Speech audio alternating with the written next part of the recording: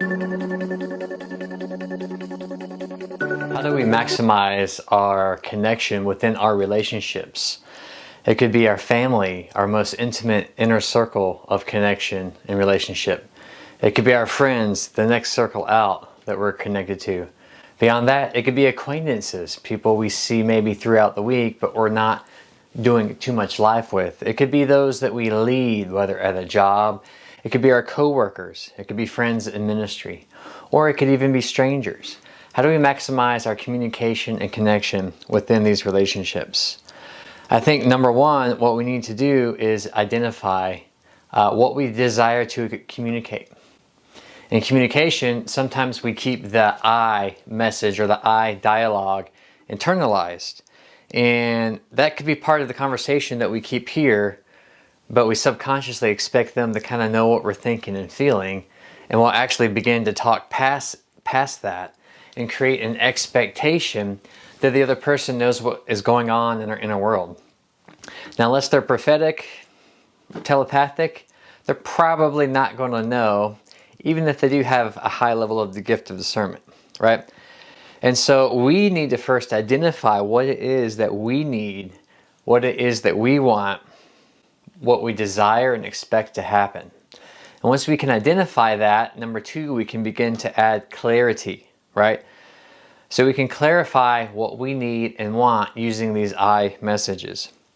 Now, that can also go both ways. You know, if we are able to have the self-awareness to recognize how we're communicating and what we need, and how to clearly relate that or communicate that to the person that we're interacting with, then we'll also have the tool in reverse. The person that we're listening to, well, maybe they skipped past the I message, and maybe they skipped past being able to vocalize what's happening on the inside of them. And so how do we do that? We can clarify. We can use questions and reflective language. Here's what I heard you say. Is that what you meant? Can you tell me more? Perhaps you could elaborate. When you said this, did you mean this? And then meaning this, did you mean this? Sometimes we will answer according to what we assume they're meaning, and we could be using similar language without realizing it. Our definitions don't match, and we could end up drifting apart, and we can leave that conversation with a misunderstanding or miscommunication simply because we weren't able to express our needs or hear the needs of someone else. So misunderstandings lead to miscommunication. And miscommunication can lead to missed opportunities, right? It can lead to misconnection. Sometimes we can jump past because we're not being slow to speak and quick to listen. Sometimes we react instead of respond in a conversation. Now, as emotions begin to enter work based on what we're experiencing in the conversation, our emotion might not match what the person is necessarily communicating. You know why they invented emojis for cell phones? Because however I'm feeling in the mood or where I'm at in life, when I read that text message, I'll read right into whatever emotion I'm experiencing. I'm also likely to read into the text that I've received what I think they mean without asking clarity. So when we add emojis like smiley face, you can think, oh, I thought this person was upset, but there's a smiley face, right? And so reading body language, you know, there's a sender, there's the transmission, and there's the receiver, and there's feedback, and then there's noise, right? So the sender reveals the message, and then the receiver receives the message. But surrounding that is feedback, right? There's external feedback, what's happening in the room, what could be distracting, what's going on. There's the receiver. Are they having a great day or are they having a bad day? Are they pressed for time or are they slow for time? Sometimes we can project our expectation on the pace of the conversation just as easily as we're injecting our interpretation on what's being said, not being said, what they mean by their facial expression, what they don't mean by their facial expression. You know, oftentimes I have to tell people, like if I'm listening to someone talk and my face gets real zoomed in, like, and I actually do less body language and I actually do less gestures, It's because I'm actually in total receptive mode. What they're saying is inspiring me, and I'm beginning to think and process what they're saying. Now I actually have to coach myself. Hey Dave, smile, make eye contact, listen to what they're saying. I'll have to coach myself because I'm being inspired. However, that's just how I express. Now they may interpret it as, oh no, he might not be liking what I'm saying. He might be disinterested or disconnected. But the way I process information is I go quiet and absorb. Other people, they get really excited when they're receiving information. They're like, yeah, come on, amen, give me some more. And so one person's style of communication isn't going to be dogmatic for every single person. So it's important to ask some of these questions. Some of these questions we can ask internally. Do I think maybe I have an emotional response, but then what I can do is I can wait a second, ask myself why I had that response, what was the thought behind it, and does that thought behind it match up with what they're saying? And if we don't know the answer, well then that's when we can ask a clarifying question. Not in a way that leads them or inserts our meaning into what they could have said. Are you angry because that sounded angry? No, that's not the kind of question that you want to ask. A better question to ask in that situation is, well, what did you mean by that? Well, how did you feel about that? You can ask them where their emotional state is. So to avoid misunderstandings, there's two things we can do, and I'll say it up front and then I'll elaborate more on in a minute. Number one is we can collaborate, or we're looking for ways to work together. Now when you look for ways to work together and you have two powerful people, you're probably not going to have the same opinion. You're probably not going to have the same expectation. And so if you see a mismatch there, then that's time to compromise, right? We can compromise for the sake of getting clarity for moving forward instead of majoring on a minor. You know, sometimes we'll call it to agree to disagree. I would say that's the third level. I would say collaborate, compromise, then agree to disagree, right? Now, there are times in life we reach an impasse, and we'll discuss that momentarily. You know, but if you're looking for connection instead of being upset about why you're not connected, if you're looking for opportunities instead of the opportunity not looking exactly how you would like it to look, then I think if we go through that and we have that positive mindset and we're looking, you know, Bill Johnson says a lot, look for what God is doing, not what he's not doing. Look for the progress you are making in the conversation and don't get upset about what's not happening.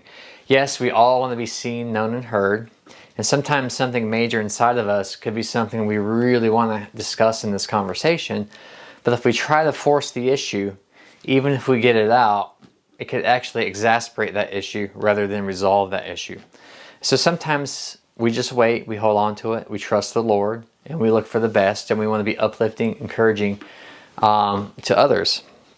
So looking back, when we choose to collaborate or compromise, we'll have made connection. We'll have made progress, even if it didn't match our initial expectation or ideals, right? You'll have a memory to cherish instead of a missed opportunity. You know, how many times can we want one thing to look this way and the opposite party wants it to look this way, right? And sometimes we as human nature, will get stubborn, we'll get frustrated, and we'll stand on the ground and say, well, if it's not my way, it's the highway.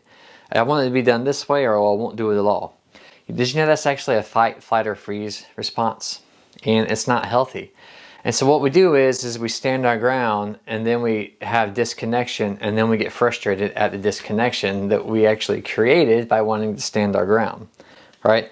And so when we become aware of things, like I wasn't aware of this until I got some tools, I got some training, and then I began to look back at my life and see different situations that caused pain and hurt. And some of those where I was identifying as a victim, I actually began to realize it was my fault. I created the mess that I was living in and then blaming someone else for it. But that's okay. That's actually a comforting realization because then I can go back and clean up that mess.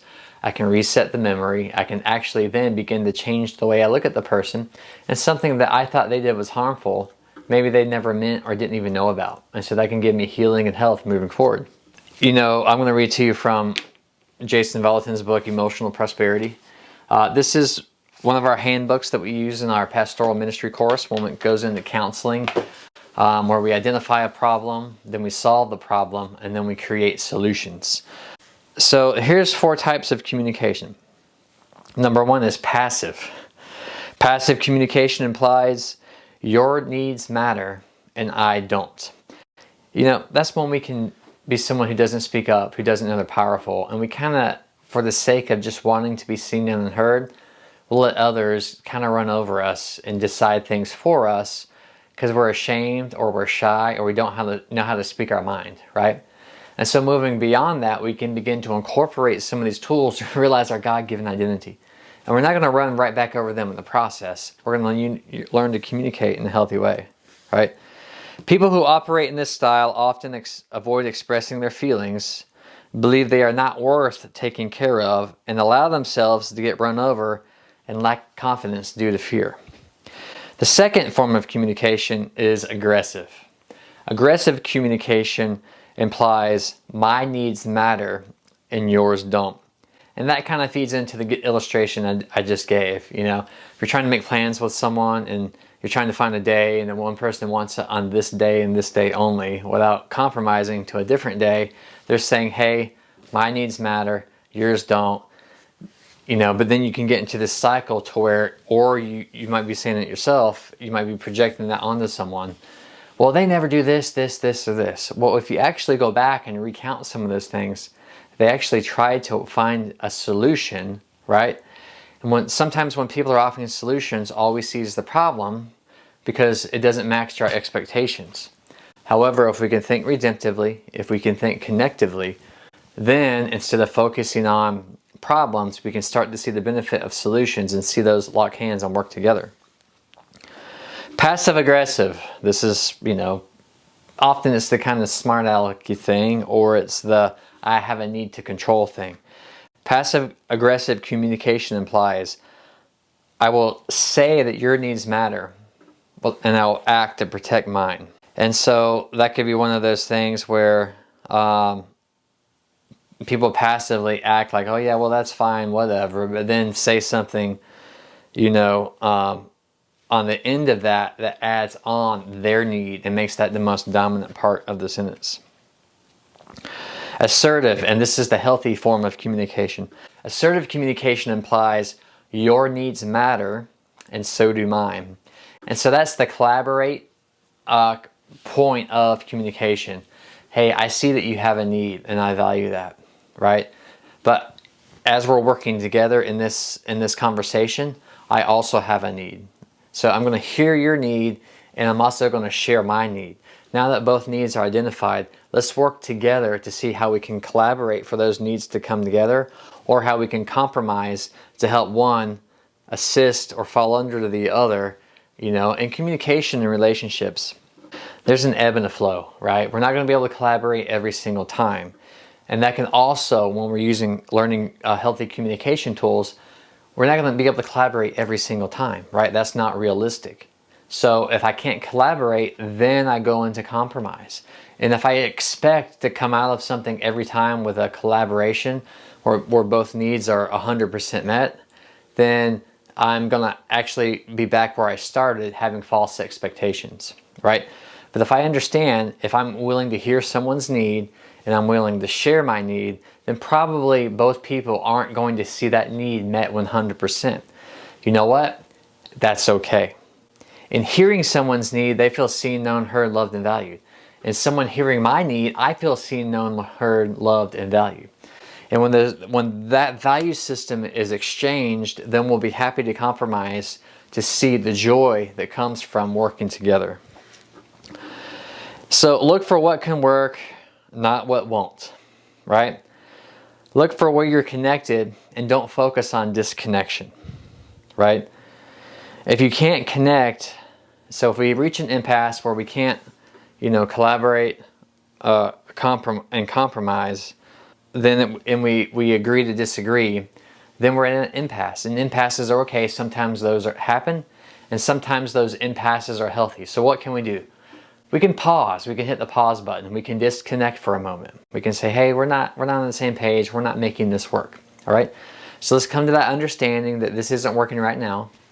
And let's disconnect. Not disconnect in, I don't like you anymore. But let's disengage the conversation. Let's hit the pause button. And as we disconnect, the first thing we can do is reset. We can do that. We can start out at the top again, where I'm identifying what my needs, wants, and desires are, and I'm clarifying those, right? And then what I can do after that is I can reflect on what they told me their needs, wants, and desires were, and I can reflect on those. And then from there, I can begin to come up with creative questions and solutions for our future conversation. So after I disconnect and reset, then I'm primed to be able to reconnect with fresh vision in a brand new way to bring healing or to bring solution to the conversation that reached an impasse, right? Work together to maximize connection. If your heart's to connect, it's to hear, right? But it's also to understand that you are a powerful person, and in that connection, in that relationship, you can also share your needs. You're going to create healthy forms of communication. You're going to create healthy culture, right? You'll have a healthy culture in your family life. You'll have a healthy culture in your friend's life, and you'll have a healthy culture at your job, those you may lead or those you may minister to. So hey, I hope this really blessed you as we just dive into the concept of using tools like this to help us communicate in a healthy, amazing way. I hope this adds to your life. I hope this builds up and edifies your faith, your ministry skills, your vocational skills, and just your interaction skills. You know, some of these tools, sometimes I'll get off into a conversation and I'll begin to interact from not using the tools, and that's okay. That's called self-awareness, right? We don't automatically begin to become the tool, right? Sometimes we'll get into the conversation and then remember, wait a minute, I have a tool for that. That self-awareness is high, emotional and spiritual IQ, that to be able to stop and identify, hey, what's going on inside of me? What's going on inside of them? Okay, now I can speak to it from a new perspective, and we can move forward and we can make progress. And we also don't need to weaponize the tools where we begin to project our needs onto someone else. Hey, we talked about how your needs matter and so do mine, but you're not honoring my needs right now. Well, that actually creates more disconnection, right? True honoring and valuing of needs isn't a trading system. It's putting both on the table and see how they can work together. So again, I hope